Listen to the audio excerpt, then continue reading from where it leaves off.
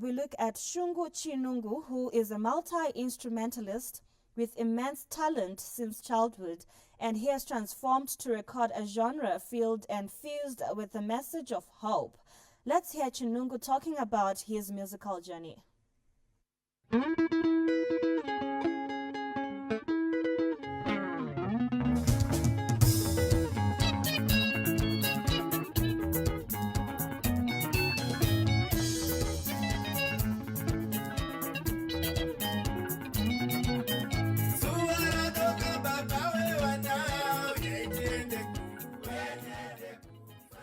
Ndichingokura ndakangoerekana ndamunhu akubata gitari through mukudzidziswa nevakoma.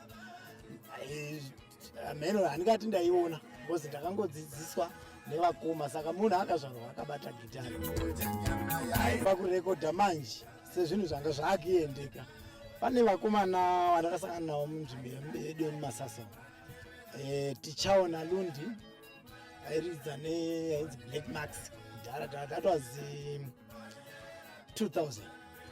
Na Joseph Beard akashaya zvake.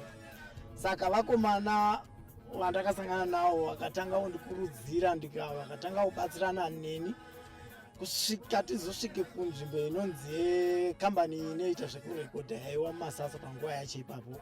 Dingindira renziyo dzangu remusic yangu inini inosanganisira tsika nemagariro nerudo zvakare, ndo zvakabata music.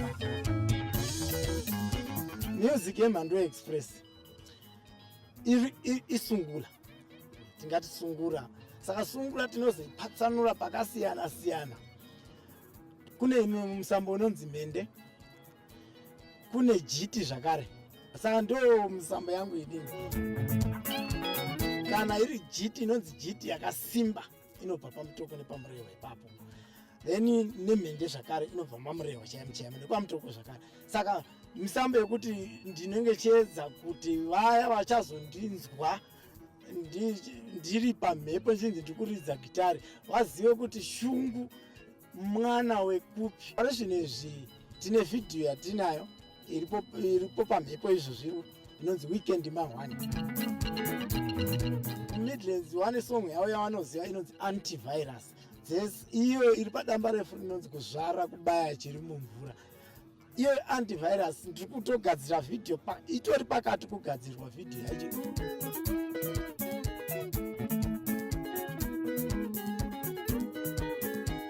Nyama kumira kwayo kunzi unzi une nyama, mukati mune bhonzo. Saka bhonzo ndiwo vateereri. Saka wakasapinda munyama dzedu hatisimbi, saka ngavatisapote. Matisawira wangu vatenga nyama kuti timutandara.